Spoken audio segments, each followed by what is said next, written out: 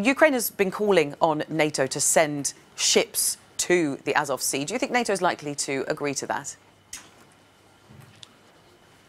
Well, Ukraine's President Petro Poroshenko here is very keen for NATO ships to come to the region after this recent clash in the Kerch Strait in the Azov Sea area, because he basically fears that Russia is trying to extend its power in the region. And the Ukraine government is telling us here that its two ports in the Azov Sea are now effectively under Russian blockade. But on this question of whether NATO ships will actually be sent to the region, well, that's looking highly unlikely right now. Why? Well, there are two reasons, really, because if NATO does send ships to this particular region, then this could spark a confrontation with Russia. And Russia is already very concerned about NATO's moves. It sees NATO moving the alliance closer and closer to its borders.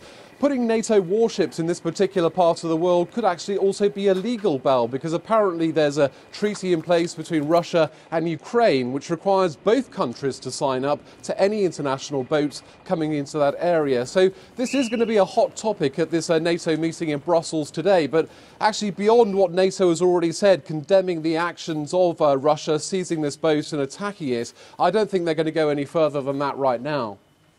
And Damon, with a gas pipeline between Europe and Russia in the mix, how real is this dilemma between reassuring allies in the Black Sea region and making matters worse?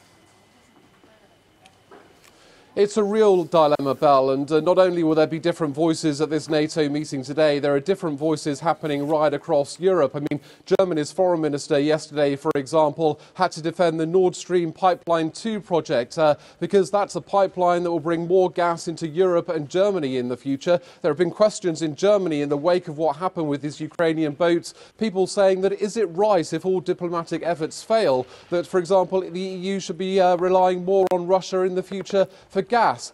Germany's Chancellor Angela Merkel, she has criticised what happened to these Ukrainian vessels, the attack that happened by Russia, but she says she doesn't have an appetite for extra sanctions against Moscow in the future. But some European countries want to see more sanctions against Moscow now. So there's a real political dilemma going on right now, Bell, in the wake of what happened at sea.